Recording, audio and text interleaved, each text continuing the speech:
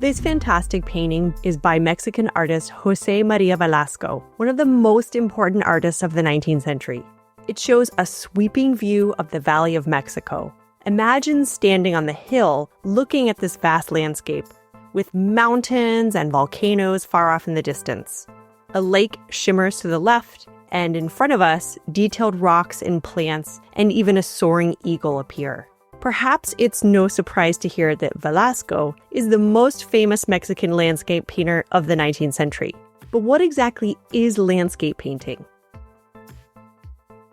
A landscape painting is where the main subject is nature. Think mountains, forests, rocks, valleys, lakes, rivers, and skies. These paintings often give us a wide view, like we're looking out over an entire scene.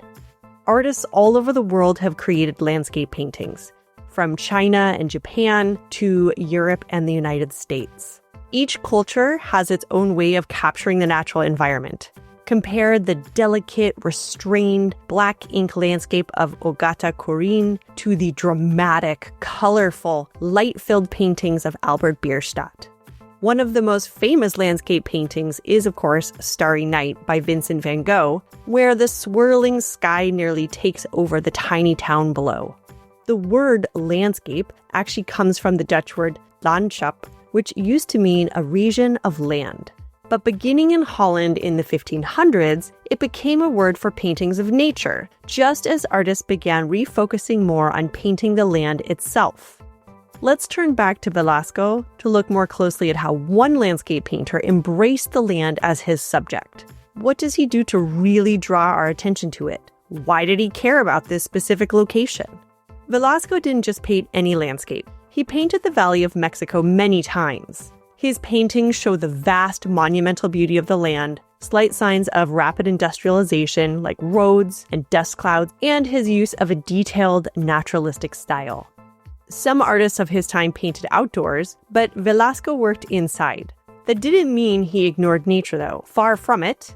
He was a naturalist, botanist, and geologist. He even studied archaeology. Velasco created many sketches outdoors that he'd use as the basis of his paintings. He also studied maps and cartography, which helped him capture the land so accurately. Landscape paintings, like Velasco's, can also have deeper symbolic meanings. Velasco wasn't just painting nature. He also included patriotic symbols of Mexico.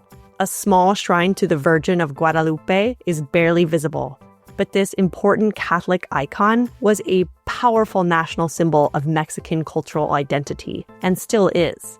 The towering volcanoes are Popocatépetl and Iztaccíhuatl, named after two characters from Mexica or Aztec myths. The Mexica are popularly known as the Aztecs. The name Mexico derives from Mexica. In the painting, the soaring eagle possibly referred to the Aztec story of how they founded Tenochtitlan, today's Mexico City, in the Valley of Mexico. When Velasco created his paintings, Mexico had won independence from Spain in 1821, and fought off French occupation that lasted between 1861 to 1867.